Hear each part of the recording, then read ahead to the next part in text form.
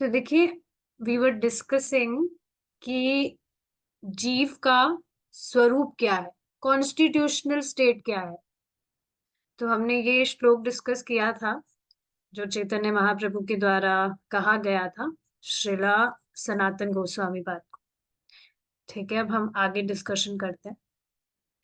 भगवान चैतन्य महाप्रभु के इस वाक्य का मनन करना चाहिए, इसका अर्थ समझने की चेष्टा करनी चाहिए।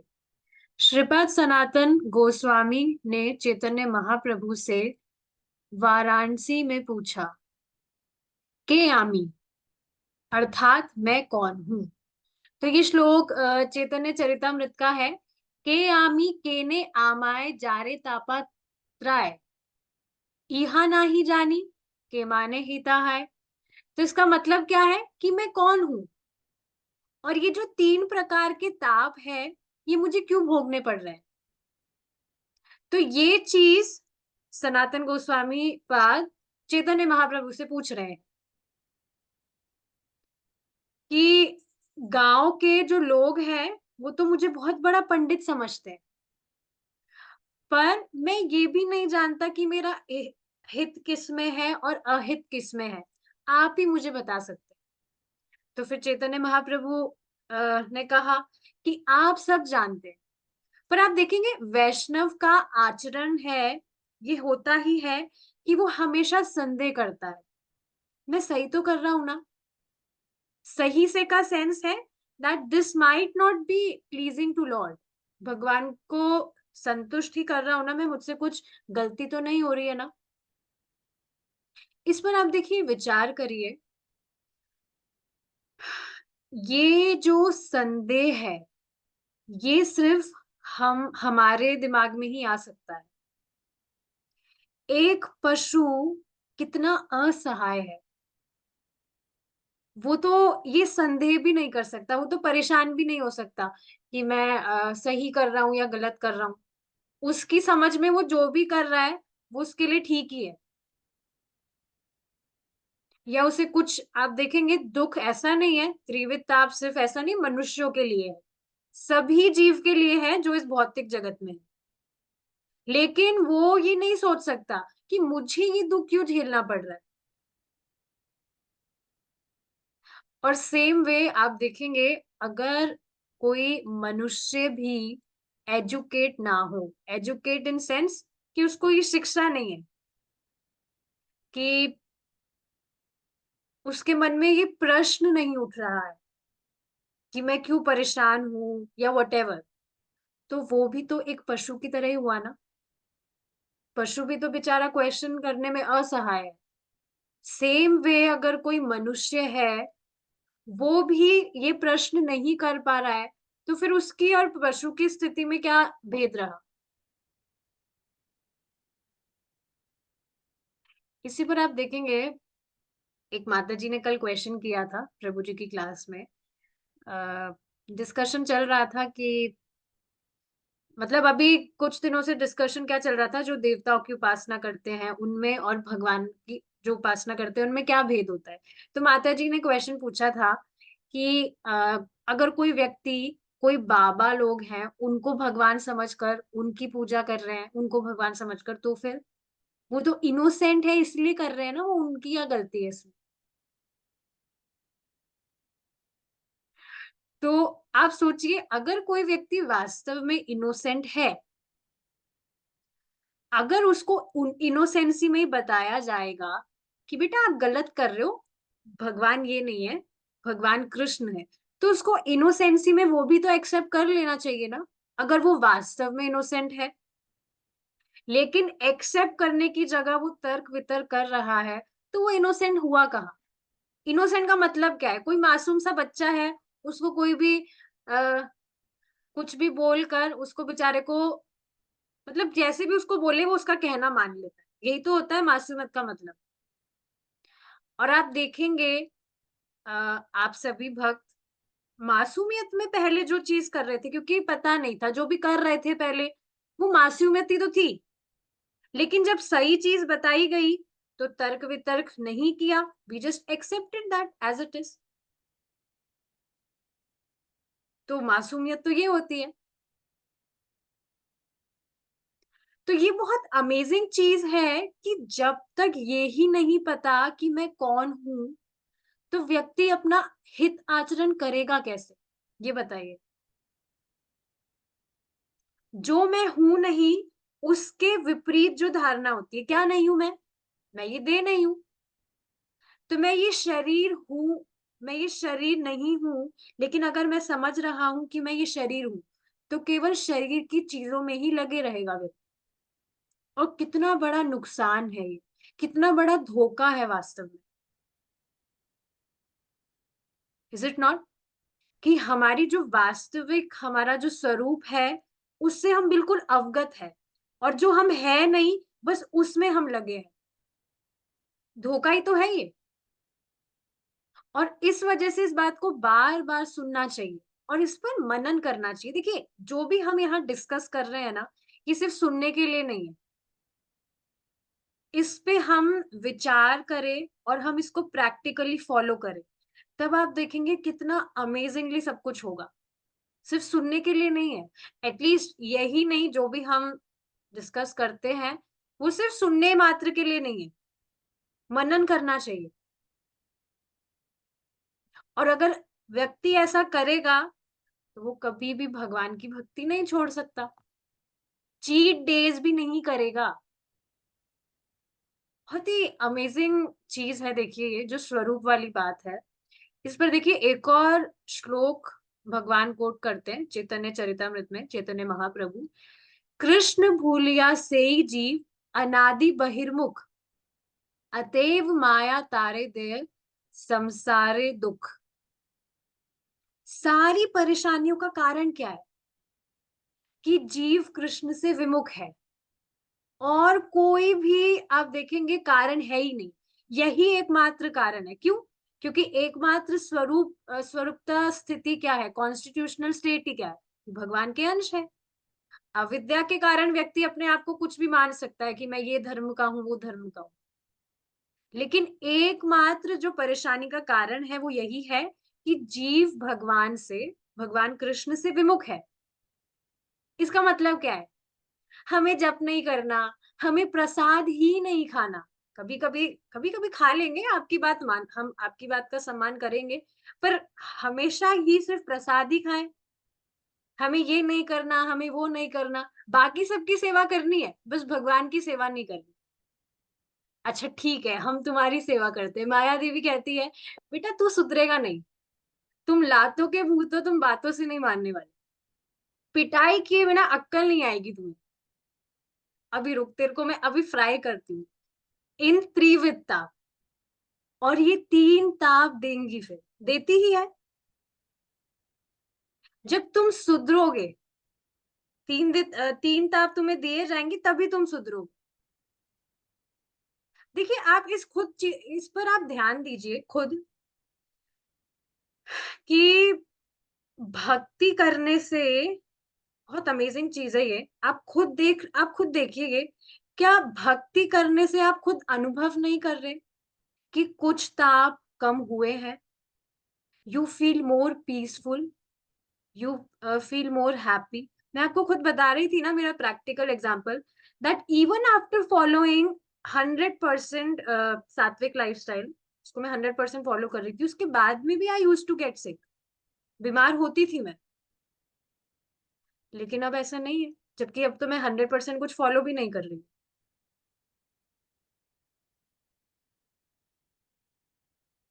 तो ये चीज तो है।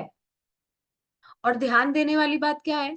चाहे कोई धनी हो या कितना ही अपने आप को सिद्ध समझ रहा हो, अगर भगवान की बात नहीं मानेगा, तो तीन ताप माया देवी देती ही है।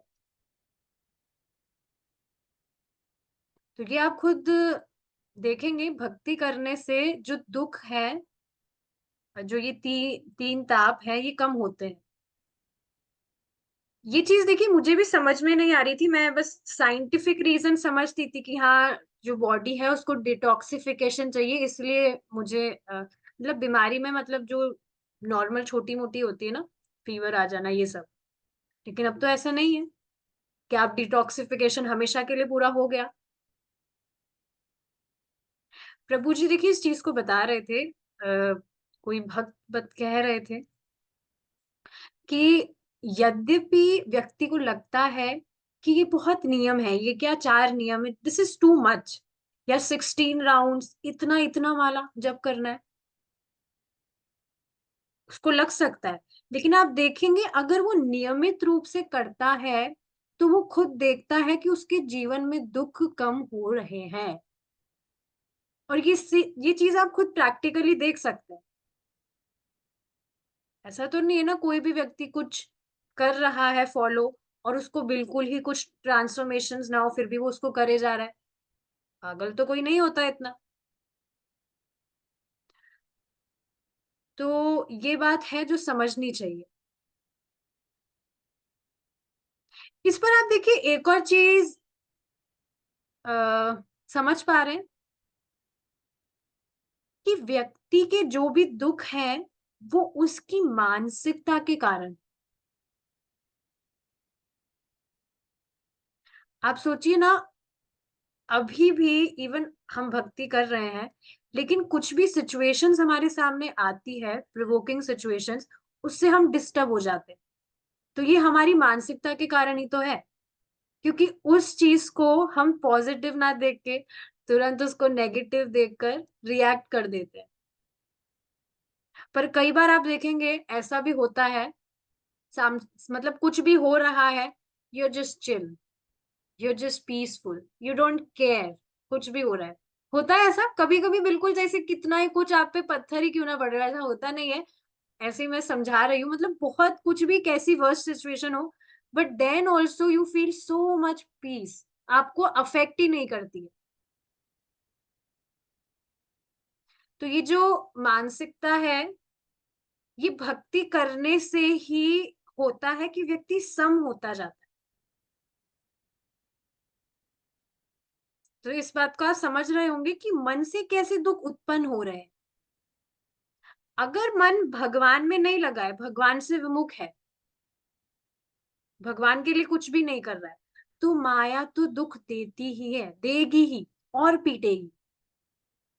और देखिए माया को दोष नहीं दे सकते हैं इस चीज के लिए, क्योंकि माया कोई हमारी दुश्मन नहीं है, माया देवी हमारी दुश्मन नहीं है। वो हमें सुधारने के लिए ऐसा करती है। इस पर देखिए, अगर विचार किया जाए, आप सोचिए, अगर जगत में दुःख नहीं होता, तो हम कभी भगवान का भजन नहीं कर रहे होते। Is it not? This is very striking. और पहले अज्ञान में थे, ऑफ कोर्स शुरू से तो भक्ति नहीं कर रहे, जब भक्ति नहीं कर रहे थे, अज्ञान में थे, तो ये भी नहीं समझते थे। पहली बात तो व्यक्ति को ये भी अ, उसको ये भी नहीं समझ में आता है कि उसको दुःख प्राप्त हो रहा है, वो दुखी हो रहा है। और दुखी अगर है भी, तो फिर उसके दिमाग में क्वेश्चन नहीं आता है कि क्या इसका कुछ समाधान भी है क्या? मुझे क्यों झेलना पड़ रहा है ऐसा कुछ? देखिए लिटरली मजाक की बात नहीं है ये। पीपल आर सो डम माइंडेड। मतलब गाली नहीं दे रही हूं मैं, समझाने समझाने मतलब डम कैसे हैं। कल गेस्ट आए थे घर पे कोई, तो काफी टाइम बाद आए थे, तो अगेन मुझे मौका मिला, तो मैं उनको बिल्कुल जो बेसिक चीजें हमने डिस्कस की थी, पशु और मनुष्य में क्या भेद है, तो मैं वो चीज उनको बता रही थी। उनको ये भी मालूम नहीं था कि मतलब थ्योरेटिकली भी उन्होंने कभी ये नहीं सुना that we are not this body, we are soul. Can you just believe this? तो इसमें देखिए गलती किसी की नहीं है। शिक्षा अगर नहीं लेगा तो कहाँ से पता होगा? कुछ भी हम कर रहे हैं, अगर हम उसके बारे में सीखे ही नहीं है, सुने ही नहीं है, तो पता कहाँ से होगा? तो मैं तो खुद थोड़ी देर सुन हो गई, अरे भाई कैसे समझाऊं मैं इनको, बट स्टिल जो भी बात थी वो समझ रही थी अच्छे से, and she was taking interest कि हाँ मुझे और बताइए और बताइए। तो ये समझने वाली बात है कि जब तक व्यक्ति भगवान से विमुख है, माया देवी नहीं छोड़ेगी। आप देखेंगे इन आध्यात्मिक विषयों का चिंतन करने से इसकी जो खुशबू है वो आपके चित्त में फैली रहेगी। मैं कोई पोइट्री नहीं कर रही हूँ यहाँ, मतलब कहने का मतलब क्या है, that you will always smell that thought, जो भी हम डिस्कस कर रहे हैं। अगर इस पर हम विचार करते रहे, जो भी हम सुन रहे हैं, तो आपके दिमाग में वो फिक्स होती जाएगी और आप सचेत रहेंगे कुछ भी आप करेंगे। तो देखिए, सिद्धांतिक रूप से स्वीकार करे कि मैं कृष्ण का अंश हूं, और विमुख होने के कारण मैं यहाँ भौतिक जगत में पड़ा। और अपना स्वरूप स्वीकार करने का अर्थ क्या है, कि इस भावना को वो साइड में रख दे कि मैं ये देह हूँ, मैं भारतीय हूँ, मैं अग्रवाल हूँ, मैं इसका पति हूँ, पत्नी हूँ, वटेवर। अब इसका अर्थ ये नहीं कहा जा रहा कि आप अपनी रेस्पॉन्सिबिलिटीज को पूरा ना करें, ऑफ कोर्स ऐसा नहीं कहा जा रहा कि आप अपने घर वालों का ध्यान ना रखें, ये सब बातें नहीं हो रही। बहुत डीप पॉइंट है, इसको ध्यान से सुनेंगे आप। अगर व्यक्ति अपने आप को देह मानेगा, तो इवन उसको बताया गया है, जैसे शुरू वाली बात नहीं हो रही, जैसे व्यक्ति अगर अपने आप को देह मानेगा, प्रभुपाद जी खुद इस चीज को बताते हैं।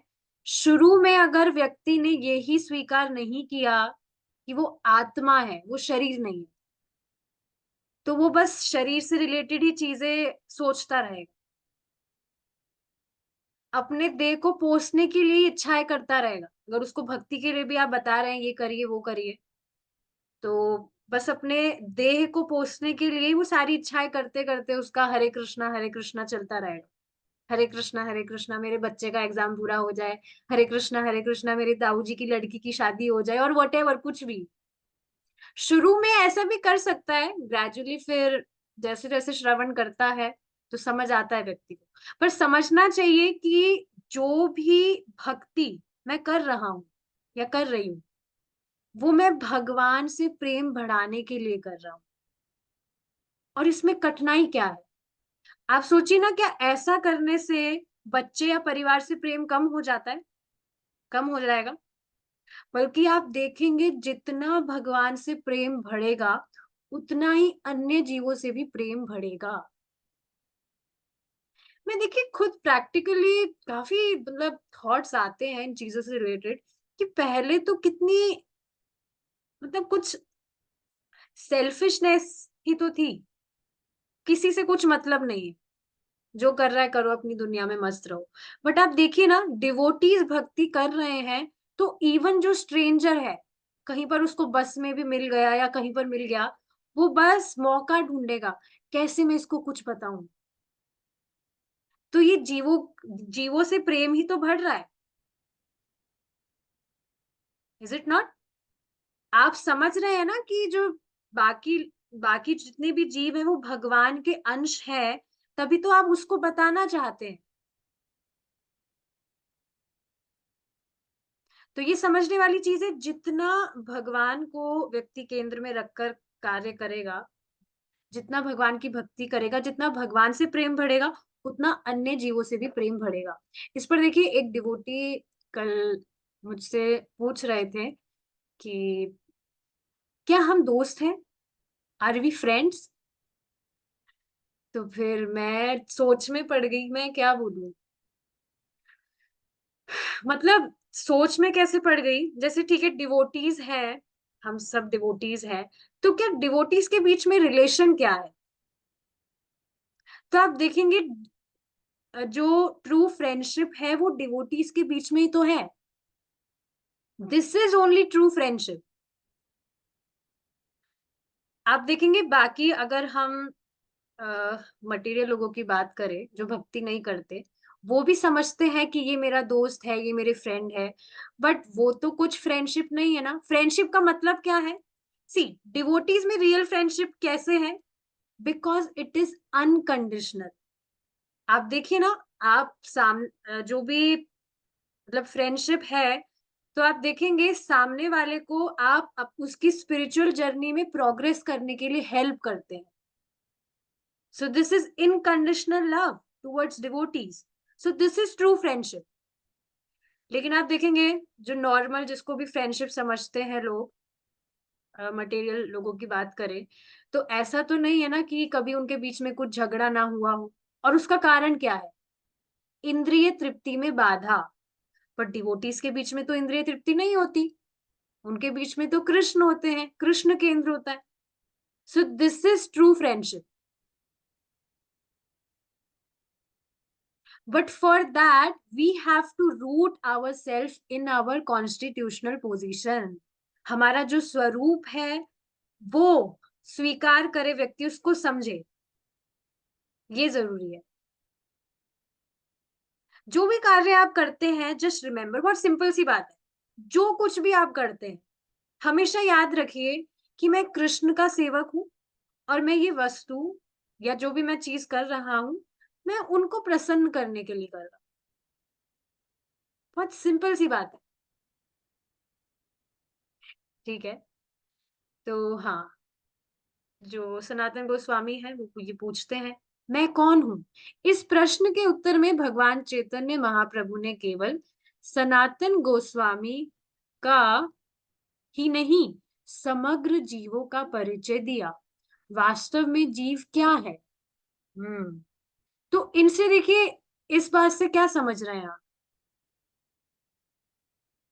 सनातन गोस्वामी जी को शिक्षा की जरूरत नहीं थी,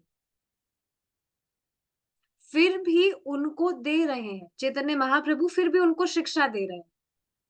जैसे हरिनाम चिंतामणि में हमने डिस्कस किया था, जो हरिदास ठाकुर है, ऐसा नहीं है कि वो तो, आप देखेंगे परम वैष्णव है वो तो ऐसा नहीं है कि उनको आ, नाव में कुछ रुचि नहीं है, फिर भी वो ये सारी चीजें कह रहे हैं। और चैतन्य महाप्रभु जो परम ब्रह्म है, वो खुद उनसे शिक्षा ले रहे हैं कि आप बताइए मुझे, आप बताइए। तो ये सब इसलिए है, क्यों है? समग्र समग्र जीवों के लिए है ये, ताकि वो समझे, वो शिक्षा ले। वैसे ही आप देखेंगे, आ, भगवान कृष्ण ने अर्जुन को गीता ज्ञान दिया था, तो वो क्यों दिया था? ताकि सब जीवों का उद्धार हो। तो यहाँ पर आप देखेंगे सनातन गोस्वामी जी को शिक्षा की जरूरत नहीं है, लेकिन फिर भी चैतन्य महाप्रभु ने उनको शिक्षा दी।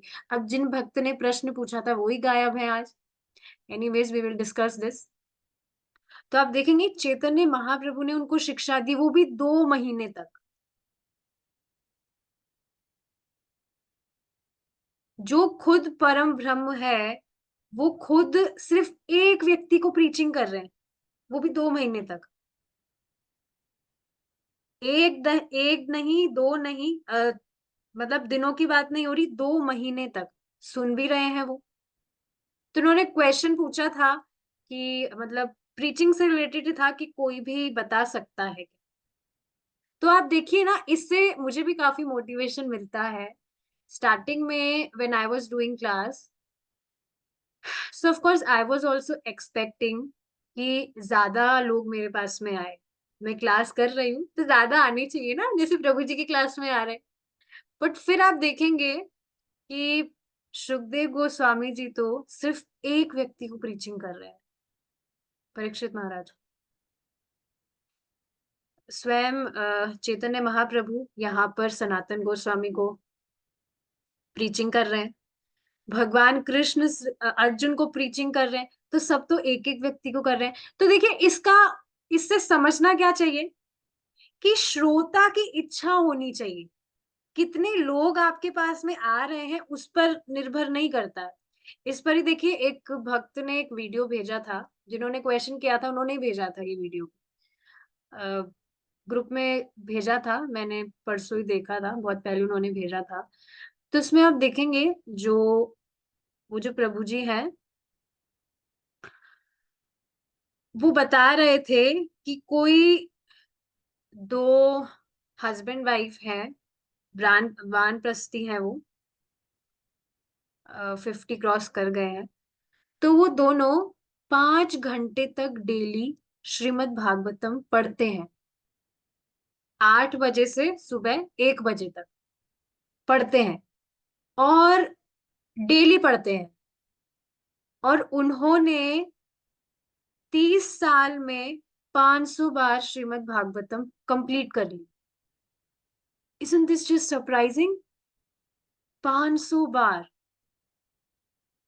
और उनको एक एक जो वर्ड है वो बिल्कुल रट गया है श्रीमद् भागवतम का। कितनी अमेजिंग चीज है ना। तो प्रभु जी बोल रहे थे कि ये सब जानकर मुझे खुद पर शर्म आ रही थी कि हम कितने नालायक हैं।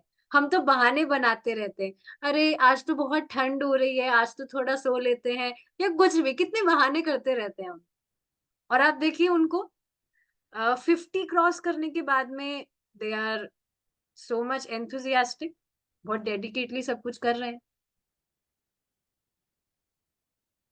और उसके बाद में 5 घंटे तो खुद पढ़ते हैं, शाम को 3 से 4 घंटे दूसरों को क्लासेस देते हैं। तो प्रभु जी यही चीज बता रहे थे कि even if you want to preach, अगर पहली बात तो ये है, अगर आप प्रीचिंग करना चाहते हैं, आप किसी को बताना चाहते हैं, तो भगवान खुद आपके पास में लोग भेजेंगे।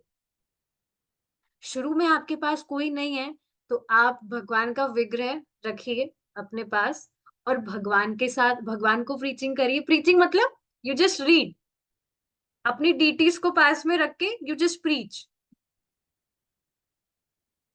व्हाई?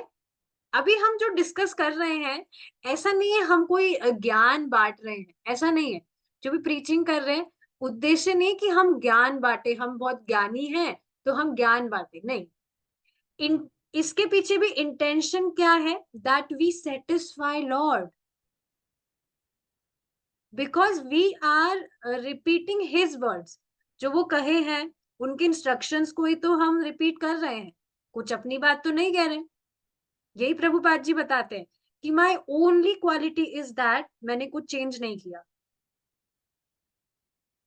तो जो शास्त्र का ज्ञान है वो भगवान से आ रहा है, तो भगवान की बात कह रहे हैं, भगवान को संतुष्ट कर रहे हैं, फॉर आवर ओन प्योरिफिकेशन।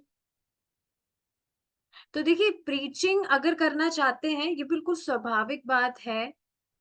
भगवान व्यक्ति भेजते हैं, लोग भेजेंगे आपके पास।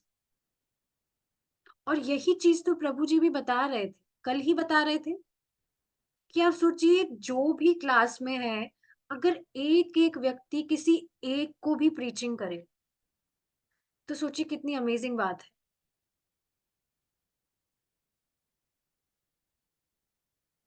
और ऐसा तो नहीं हो सकता है कि आप किसी को हरे कृष्णा महामंत्र के विषय में बता भी नहीं सकते?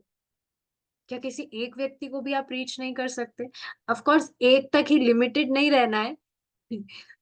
You can tell more people, अगर आपको आपके आसपास हैं जिन्हें आप बता सकते हैं। तो ये कितनी अमेजिंग चीज है कि चैतन्य महाप्रभु 2 महीने तक प्रचार कर रहे हैं, बता रहे, प्रीचिंग कर रहे हैं।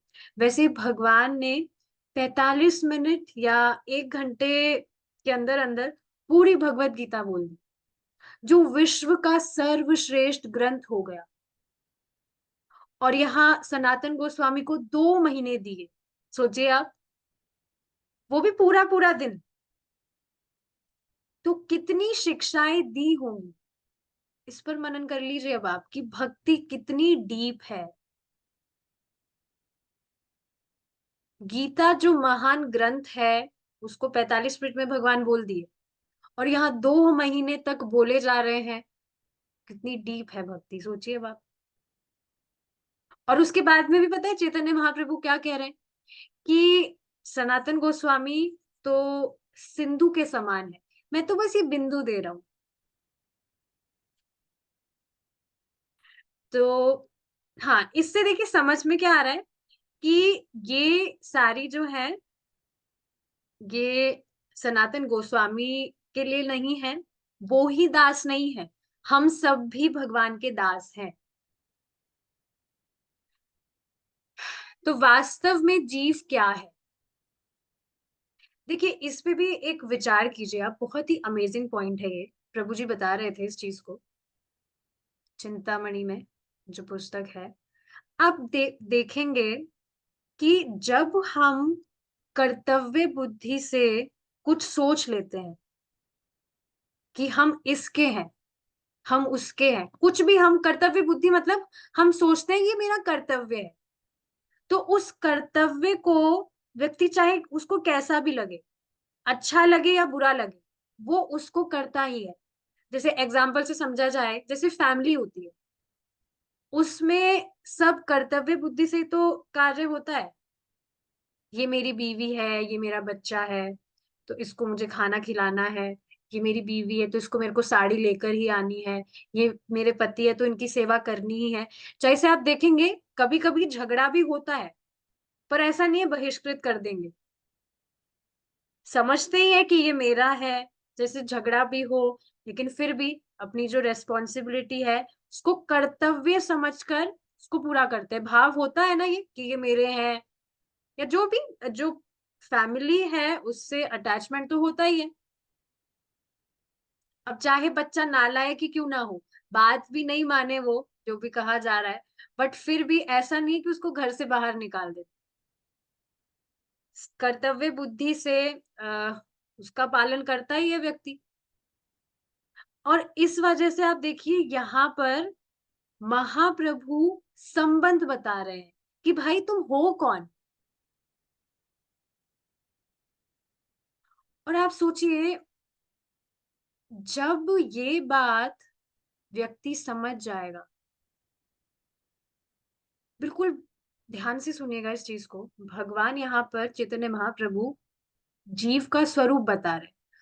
अब जब व्यक्ति उसका स्वरूप समझ जाएगा कि वो भगवान कृष्ण का नित्य दास है, तो फिर वो ये विचार नहीं करेगा that how am I feeling, मैं भक्ति कर रहा हूं तो मुझे कैसा फील हो रहा है, मुझे भक्ति करना अच्छा लग रहा है या नहीं लग रहा है, उससे मतलब नहीं। मैं भक्ति कर रहा हूं ताकि उससे भगवान प्रसन्न हो। तो व्यक्ति ये देखता है कि भगवान प्रसन्न हो रहे हैं या नहीं, ये देखता है। अब कोई कहे मेरा मन नहीं कर रहा, तो सोचिए मन के दास हो या कृष्ण के दास हो, यहाँ पर क्या सोच रहे हैं, किसके दास हो? नित्य दास, कृष्ण के दास है। तो इसी कर्तव्य बुद्धि का निर्माण होना चाहिए। मैं फिर से रिपीट करूंगी ये बात कि ये सिर्फ सुनने के लिए हम यहाँ पर चर्चा नहीं कर रहे हैं। Please meditate on everything. अगर ये कर्तव्य बुद्धि हो जाएगी कि हम भगवान के अ, अंश है, तो फिर व्यक्ति भक्ति करेगा ही। कर्तव्य बुद्धि हो जाएगी, so he will definitely chant his 16 rounds every day, no matter what. मैं भगवान का प्रसाद ही पाऊंगा क्योंकि मैं भगवान का अंश हूं, तो मैं उनकी छूटा नहीं खाऊंगा, संडे को छोड़ के। संडे को उनका मैं अंश नहीं रहता हूँ, मैं सिर्फ 6 दिन अंश रहता हूँ।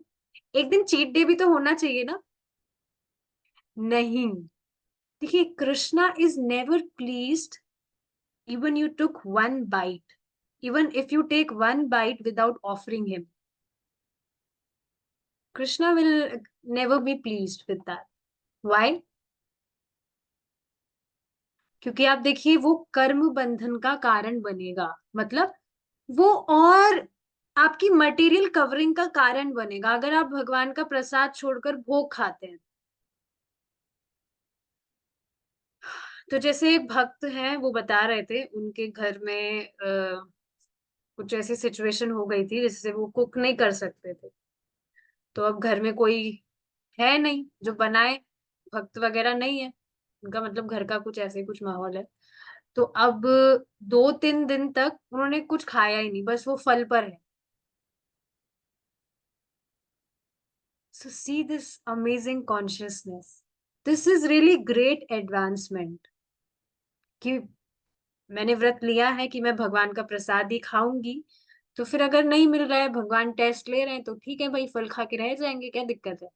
जैसे कृष्ण रखेंगे वैसे रह जाएंगे। और तो ऐसा कहने को नहीं कहा जा रहा है, बट अब बस मैं ये समझाना चाह रही हूँ कि अगर ये कर्तव्य बुद्धि का निर्माण हो गया, तो व्यक्ति अपनी भक्ति के साथ में कॉम्प्रोमाइज नहीं करेगा, जैसे कर्तव्य बुद्धि उसकी अपनी परिवार के साथ होती है कि मेरी रिस्पॉन्सिबिलिटी है कि मुझे सबके लिए खाना बनाना है। एक जो गृहिणी होती है तो वो बनाती है। किसी से झगड़ा भी हो जाए तो ऐसा नहीं है कोप भवन में जाकर बैठ जाएगी, कोप भवन होते भी नहीं है, बनाती है खाना, चाहे इसे मुंह बनाकर बनाए या कैसे बनाए। तो मन करे या ना करे, व्यक्ति भक्ति करेगा, क्योंकि वो अपनी स्वरूप, जो उसका स्वरूप है उसको समझ रहा है। और देखिए ये चीज भी विचारणीय है। कुछ लोग ऐसा कहते हैं कि यही जो चैट थी उसको ही मैं कंटिन्यू करूंगी, वहां पर वो व्यक्ति कह रहे थे कि ये जो इस्कॉन वाले हैं ये चैंटिंग करने के लिए बताते हैं, मेडिटेशन, उनका मेडिटेशन ये चैंटिंग ही होता है कि आपका मन करे या ना करे आप चैंटिंग ही करो। और इसी पर एक व्यक्ति ने भी मतलब बहुत तर्क वितर्क किया था मुझसे। उनको बताया जा रहा था कि आप बोलकर चैंटिंग करें, क्योंकि वो ही एटिकेट है कि आप बोलकर करें। वो मन में चैंटिंग करते थे, मेरा मन में ज्यादा मन लगता है इसलिए मैं मन में चैंटिंग करता हूँ। अब मन का क्या भरोसा कहाँ भग जाए। आप देखिए ना, बोल बोल कर भी हम चैंटिंग करते हैं। इवन क्लास में भी मैं चिल्ला चिल्ला कर कुछ बोलती हूँ, फिर भी ध्यान इधर उधर चल जाता है। Is it not? मेरे साथ भी होता है प्रभु जी की क्लास में काफी बार। तो देखिए बोल बोल कर जब कुछ कर रहे हैं तब तो ध्यान इधर उधर चल जाता है। मन का क्या विश्वास है। फिर पोइट्री स्टार्ट कि धागा जुड़ना चाहिए मन का भगवान से, पता नहीं क्या क्या बातें। तो देखिए समझना चाहिए कि मन नहीं करेगा। और आप देखिए ना, पहले भी मन कहाँ करा था, वो तो वैष्णवों की कृपा कृपा से हमें पता लगा कि हाँ चैंटिंग करना चाहिए, तो हमने बस मासूमियत में उसको एक्सेप्ट करके वी स्टार्टेड चैंटिंग। पर कभी कभी अब ऐसा हो कि मन नहीं कर रहा फिर भी करना चाहिए। Krishna really notices all these things कि मेरा भक्त संघर्ष कर रहा है पर फिर भी भक्ति नहीं छोड़ रहा। आज की क्लास में एक माता जी ने क्वेश्चन किया था, उनके पता नहीं कुछ फैमिली में था, किसी बच्चे का जन्म हुआ, तो जो भगवान का मंदिर है वो बंद कर दिया, पूजा वगैरह नहीं हुई। तो प्रभु जी यही बता रहे थे कि हाँ कुछ भी होता है सबसे पहले भगवान, भगवान से ही द्रोह होता है, उनको बंद करो, उनकी पूजा ही बंद करो। तो समझना चाहिए कि हम जो भी कर रहे हैं कृष्णा ऑलवेज नोटिसेस इट। आप सब अच्छे भक्त हैं और बहुत कॉन्शियस भी आप देखेंगे होते जा रहे हैं जैसे जैसे हम श्रवण करते हैं। तो समझना चाहिए कि हम अनाथ नहीं है, हमारा स्वरूप है कि हम कृष्ण के अंश हैं।